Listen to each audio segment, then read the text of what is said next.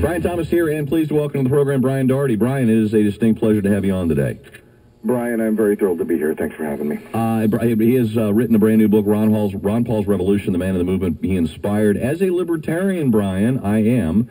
I also like to point out that just because you have an L next to your name, just like people with a D or an I or an R, one size does not fit all. So let's talk a little bit about libertarianism. Sure.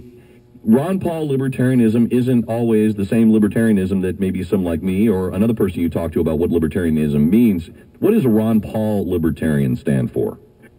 Ron Paul comes from what you might call the right populist edge of the libertarian movement. I would say some of the areas where he differs from other libertarians is he is strongly anti-abortion, though he does not believe the federal government has a role in abortion laws. He thinks that's a state and local issue. He's a little tougher on immigration sometimes than some libertarians. A lot of libertarians tend to be open borders, anything goes types. Ron Paul does believe it is part of the constitutional authority of the United States government to defend the borders. Though he also made fun of the notion of a border wall at a Republican debate this year, which some people might remember. But otherwise, I'd say he's pretty much in the mainstream. And the interesting thing is, since his run last time, has brought more new people into the world of libertarianism than anyone else. I think moving forward, Ron Paul libertarianism is almost going to define what a libertarian means, maybe more than it did a few years back. But he's in the mainstream of libertarianism on things like foreign policy, non-interventionist, bring the troops home, end the drug war, no income tax, actually cut the federal budget, which is something that most other Republicans are a little more timid on than Ron Paul. He had a budget plan that actually gets us to balanced in 3 years without any tax raises, which is better than the other Republicans. I think that's a sort of overview of where Ron Paul is coming from. And I know that's appealing, and I look at the Tea Party, for example, fiscal responsibility, limited government, and free markets. Those seem to be three things that Ron Paul would embrace. They are a very libertarian organization. If you characterize them along those three lines, I know some Tea Parties are more traditionally, I would argue, say, like right-wing, evangelical-type conservatives, but as my point all along has been, well, the Tea Party exists as an organization that stands for those three things. You can believe in those three and maybe have other things that go with it, but those three things, I would argue, I support a Ron Paul attitude, a libertarian philosophy. That is so right, Brian, and I was actually a little surprised this season that the Tea Party didn't get behind Ron Paul in a bigger way, and I think I don't want to sort of glide over what I think is the big sort of elephant in the room when it comes to the Tea Party and Ron Paul, which is the foreign policy. There you go. A lot of people think that Ron Paul's non-interventionist foreign policy sort of ignores what some people think are real threats to the United States. But to argue from Ron Paul's point of view, which I do share, he has a very, I think, conservative angle on the foreign policy, which is, both looking at the founding principles of this country and what the U.S. military is for, and the Founding Fathers' warnings about entangling alliances and getting involved in other people's conflicts. In Ron Paul's view, most of what the U.S. military has been doing for the last 10, 20, 30 years hasn't actually been directly defending the homeland. It's been more about regime change. Exactly, regime change and getting ourselves entangled in other people's problems. And he also has the fiscal conservative angle, which is, look, we in a country where we're adding $1 trillion a year to a over $10 trillion debt, we cannot afford this anymore. So let's bring the boys home, defend this country when it is attacked, but don't go out looking for trouble, don't go out trying to reshape other countries. And I think that's a message that, if sold properly, should appeal to your Tea Party Republican standard. Yeah. Well, I mean, I guess logically I always have to put those points, those finer points, in the backdrop of, well, there are problems all over the world. I mean, if we are going to have an interventionist regime change type military, which has thus been the case, you have to have some consistency over who you're going to bomb and who you're not. Why do we bomb Libya but not Syria? Why aren't we intervening in all the horrific violence and genocide that goes on in Africa? Why do we, drop bombs over here and not over there? It just doesn't seem to make any sense from a logical perspective, ignoring the fact that, well, maybe our role in the world shouldn't be to go making regime changes. Exactly, yeah, and I think, it's interesting, now that we've got 4 years of Obama and a Democratic regime sort of being it's like it's his wars now, right? I know. It might be easier for Republicans to go, because it's understandable, there's a sort of team spirit involved, and after 8 years of Bush, it's like, well, this was what our party did, we need to stand behind it, but now hopefully Republicans can go, look, it's not our problem anymore, it's Obama's problem, and we can maybe look at our foreign policy with a more critical eye, and what I would argue is a more conservative eye, as we were just saying. Well, I've had one listener who regularly calls in. He's a unbelievably devout Ron Paul supporter, and I know you know what I'm talking about because they seem to have a ravenous, just diehard support base, which is fine. But he's still operating on what I would characterize as the illusion that Ron Paul could actually get the Republican nomination at this late stage of the game, and he has arguments and figures and things. Not even Ron Paul is entertaining that notion at this point, is he, Brian? No, just yesterday, in fact, Ron Paul issued a statement in which he explicitly said the words, I am not going to have enough delegates to win. But at the same time, he is still encouraging his supporters and the delegates who he has already won to keep moving forward, to go to Tampa, to make themselves heard. I think Ron Paul has never just been about making Ron Paul president or making Ron Paul a successful politician. His whole career, he has been about being the leader of a liberty movement to move America back to its founding principles. And he found that running for president, even though he didn't win, was a very effective way to build these, Ron Paul armies. And after this year, really after August, they're not going to be Ron Paul armies anymore because his political career is over. But Ron Paul wants to make sure they continue to be a sort of liberty army.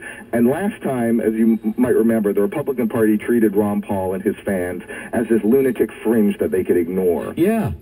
What Ron Paul has done by fighting it out pretty much to the end is sort of saying, look, we're not a lunatic fringe. You might say we're the loyal opposition within the Republican Party. We are a key part of the Republican coalition. We are too big to ignore. Maybe we didn't win the prize this year, but you cannot ignore us. And I think the best analogy is the Goldwater kids in 1960, not 64, but 60, right? So we're young. The establishment thinks we're crazy, but we're effective. We're impassioned. We're going to turn this party in our direction. And I think they are going to do it. And the reason I think they're going to do it is because I agree with Ron Paul that the crises that we are facing based on decades of profligate fiscal policy, profligate monetary policy, profligate foreign policy are creating a crisis that's no longer like, oh, our grandchildren are going to have a problem with this. We are having a problem with it right now. We've been living in 4 years of recession because of it. And why Ron Paul won like twice as many fans this year versus 2008 is because reality, I think, has been Ron Paul's best recruiter. People are looking around and going, hey, this guy was right about the problems of government overreach, and we need to turn it around quick, which is why the Paul fans are so impassioned, because they have this almost sense of desperation, like that we can't take 4 or 8 more years of adding $1 trillion to debt every year. We got to turn it around now. And it obviously hasn't worked, and I think a lot of kids, and I think about kids in school, the college-age kids, the internet-savvy folks that have really boosted Paul's campaign, they do get that. They understand freedom and liberty. And this is where we siphon off, we as libertarians or even Republicans, if you follow this limited philosophy and the idea of liberty and self-determination and fiscal responsibility and saving the country for generations to come, it resonates. So Ron Paul has been on a lifelong education campaign, I would argue. He sticks around and is going to continue to stick around in order to perpetuate and remind people what libertarianism truly is, not what it's been characterized as by the left and the right, definitely, the rhinos, the established Republicans, that it is some kind of evil fringe organization. Yeah. Mentioning the left is interesting. It's a point I like to make. I've watched like 20 Ron Paul appearances in this campaign season, a lot of them talking to kids.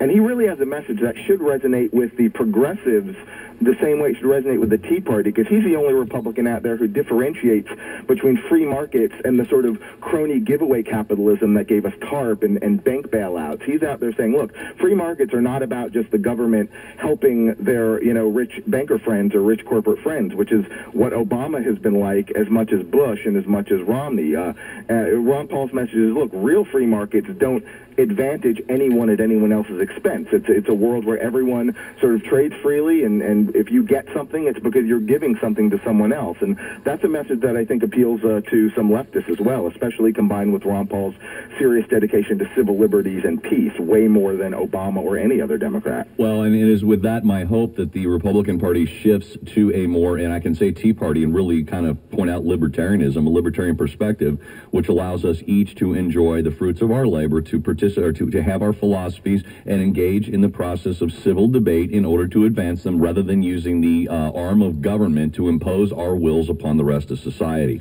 It's a wonderful philosophy.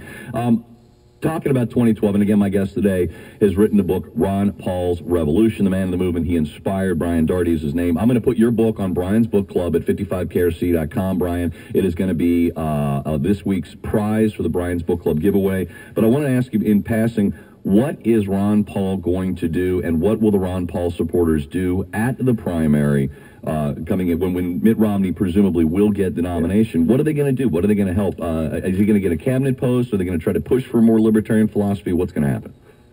What I think is going to happen with Ron Paul per se is probably, Ron Paul as a human being is probably not much. Here's how I read it. Mitt Romney is politically intelligent enough to know that he shouldn't gratuitously kick Ron Paul or Ron Paul fans in the teeth, which, by the way, I think if Gingrich or Santorum were leading, they would be doing that. Romney doesn't want to Romney understands that Ron Paul people already don't like him. He doesn't want to make them dislike him more than they already do, but I don't think this will lead necessarily to anything like a cabinet post or even a prominent speaking slot. I think Rand Paul will likely get a prominent speaking slot, which will be an interesting pivot to the future because Ron's political career is over. But the fans, they're the real story, the supporters.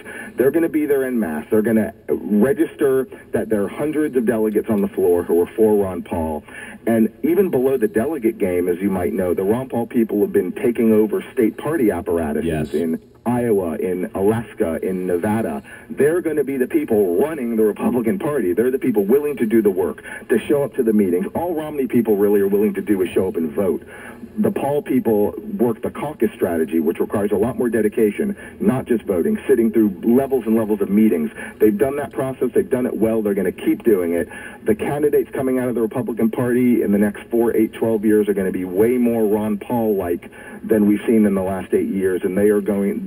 You're going to see in the future that the real big political story of the last 4 years was not Romney, not McCain, not even President Obama. It was Ron Paul launching this new revolution to bring the Republican Party and the United States back to its constitutional roots of liberty. And whether they realize it or not, the strange bedfellows that the Tea Party are with the libertarian philosophy that Ron Paul brings, they're both doing it, and they're doing it on a grassroots basis.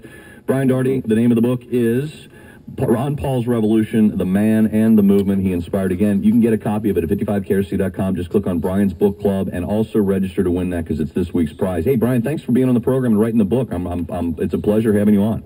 It was wonderful. I'll come back anytime you need me. I look forward to talking to you. Keep up the good work at Reason, a wonderful, wonderful publication.